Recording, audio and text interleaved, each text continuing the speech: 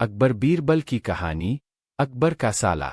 बीरबल की बुद्धि और समस्या को भांप लेने की कला के कारण बादशाह उन्हें खूब पसंद करते थे। इसी कारण से दूसरे लोग बीरबल से उतना ही जलते थे। इन जलने वालों में से एक अकबर का साला भी था। वो हमेशा से ही बीरबल को मिला हुआ खास स्थान लेना चाहता था। बादशाह जानते थे कि बीरबल जैसा कोई और नहीं हो सकता है। वो अपने साले को भी ये बात समझाने की कोशिश करते थे, लेकिन उनका साला हमेशा कहता था कि वो भी काफी बुद्धिमान है। इन सब बातों के कारण एक बार बादशाह के मन में हुआ कि अब ये ऐसे नहीं मानेगा, इसे कुछ कार्य देकर ही समझाना पड़ेगा। तभी अकबर ने अपने साले से कहा कि तुम अपने दिमाग और सुई बुए से इस कोयले की बोरी को सबसे ज्यादा लालची सेठ दमड़ी लाल को बेचकर आओ। अगर तुमने ऐसा कर दिया तो मैं तुम्हें तुरंत बीरबल की जगह दे दूंगा। यह बात सुनकर अकबर का साला हैरान हुआ, लेकिन उसे बीरबल की जगह चाहिए थी। इसी सोच के साथ वो कोयले की बोरी लेकर सेठ के पास पहुंच गया। सेठ ऐसे ही किसी की भी बातों में आने वाला नहीं था, इसलिए उसने उसे खरीदने से मना कर दिया। अब अपना उदास चेहरा लेकर अकबर का साला महल लौट आया। उसने कहा कि मैं इसे नहीं बेच पाया।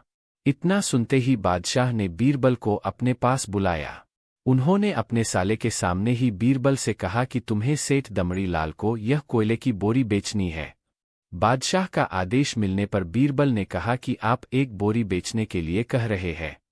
मैं उस सेठ को एक कोयले का टुकड़ा ही 10,000 में बेच सकता हूं।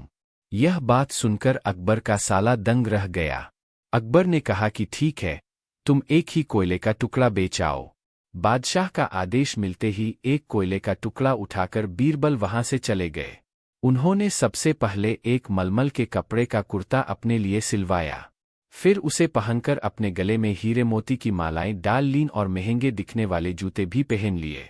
इतना सब करने के बाद बीरबल ने उस कोयले के टुकड़े को सुरमा यानी काजल की तरह बारीक पीसकर एक कांच की डिब्बी में डलवा लिया। इसी भेष में वो महल के मेहमानघर में आ गए। फिर बीरबल ने एक इश्तिहार दिया कि बगदाद में एक जाने माने शेख पहुंचे हैं जो जादुई सुरमा बेचते हैं। सुरमे की खासियत में बीरबल ने लिखवाया कि इसे लगाने वाला अपने पूर्वजों को देख सकता है। यदि पूर्वजों ने कोई धन छुपाकर रखा है तो वो उसका पता भी बता देंगे। इस इश्तिहार के सामने आते ही पूरे नगर में बीरबल के शेख रूप और चमत्कारी सुरमे की ही बात होने लगी। सेठ दमड़ी लाल तक भी यह बात पहुंच गई। उसके मन में हुआ जरूर मेरे पूर्वज ने धन गाड़ रखा होगा, मुझे तुरंत शेख से संपर्क करना चाहिए। इतना सोचकर दमड़ी लाल शेख बने बीरबल के पास पहुंचा। बीरबल ने जानबूझकर उन्हें पहचाना नहीं। सेठ ने शेख से कहा कि मुझे सुरमे की डिब्बी चाहिए। शेख ने जवाब दिया, बिल्कुल लीजिए, लेकिन एक डिब्बी की कीमत 10,000 रुपये है। सेठ काफी चालाक था। उसने शेख से कहा कि मैं पहले सुरमा आंखों पर लगाना चाहता हूं, उसके बाद पूर्वजों के दिखने पर ही मैं 10,000 रुपये दूंगा। शेख बने बीरबल ने कहा कि ठीक है, आपको ऐसा करने की इजाजत है। बस आपको सुरमे की जांच करने के लिए चौराहे पर चलना होगा।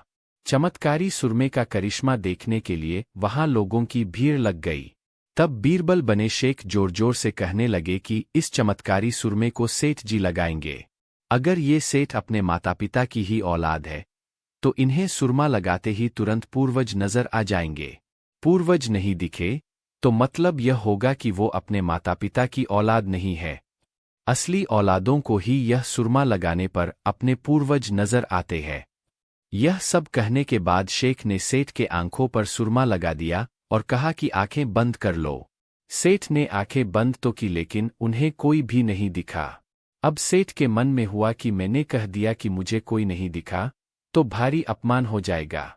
इज्जत को बनाए रखने के लिए सेठ ने आंख खोली और कहा कि हाँ, मुझे अपने पूर्वज दिख गए। इसके बाद गुस्से में लाल सेठ ने बीरबल के हाथ में 10,000 रुपये थमा दिए। अब खुश होते हुए बीरबल महल चले गए। उन्होंने कहा कि लीजिए बादशाह, एक कोयले के 10,000 रुपये, और सारा किस्सा सुना दिया। यह देखते ही बादशाह का साला मुंह बनाकर महल से चला गया। उसके बाद से उसने कभी भी बीरबल की जगह लेने की बात अकबर से नहीं की। कहानी से सीख, किसी से ईर्ष्या नहीं करनी चाहिए और अपनी काबिलियत को साबित करने के लिए बुद्धि का उपयोग करना जरूरी है।